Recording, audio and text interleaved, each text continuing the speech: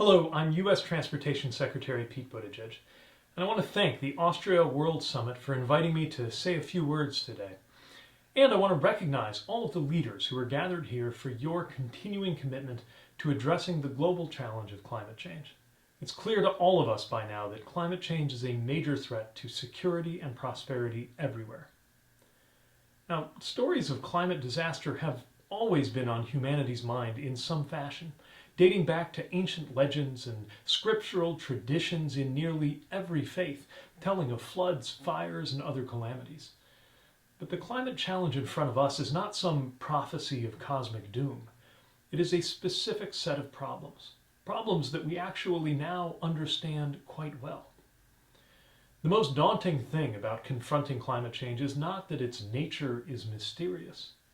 It's that the solutions will require cooperation and change at a scale never before achieved by human beings.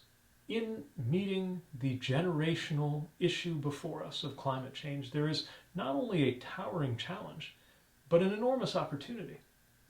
In the United States, as in many other nations represented here, transportation is responsible for more carbon emissions than any other sector in the economy. To me, that is an invitation to aspire to have transportation provide some of the biggest solutions.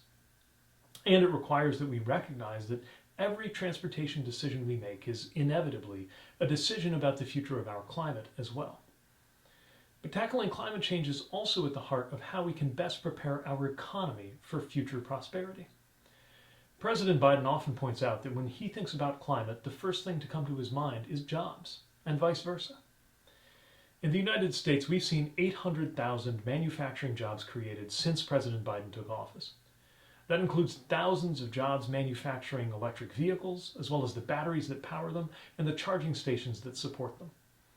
I've had the opportunity to visit some of the sites where those factories are being built, places where workers will soon take on good-paying jobs in the industries of the future. I believe that represents an important reminder for us and for so many countries about how reindustrialization need not be a nostalgic project about trying to recover a long-gone past, but rather can be at the heart of how we prepare our economies for the future in terms of both sustainability and prosperity. This kind of thinking is lighting our way in other modes of transportation as well. In aviation, we have launched a Sustainable Aviation Fuels Grand Challenge with the goal of getting to 3 billion gallons of alternative fuels by 2030. In maritime shipping, we're creating green shipping corridors and electrifying port infrastructure. We're in the midst of generational investments that will expand public transit in the United States and make it safer to walk and bike. And in all of this work, we are benefiting from lessons and relationships formed with international partners. These actions are going to reduce emissions, bring societal benefit, and establish a new and better economic pattern for our future. In rising to these challenges, we will see not only new technologies, but new relationships flourish. And I know that at this very convening, you are forming and cultivating some of those relationships. Relationships that will fuel a better climate future and also benefit us all in more ways yet to be seen. So thank you, and enjoy the rest.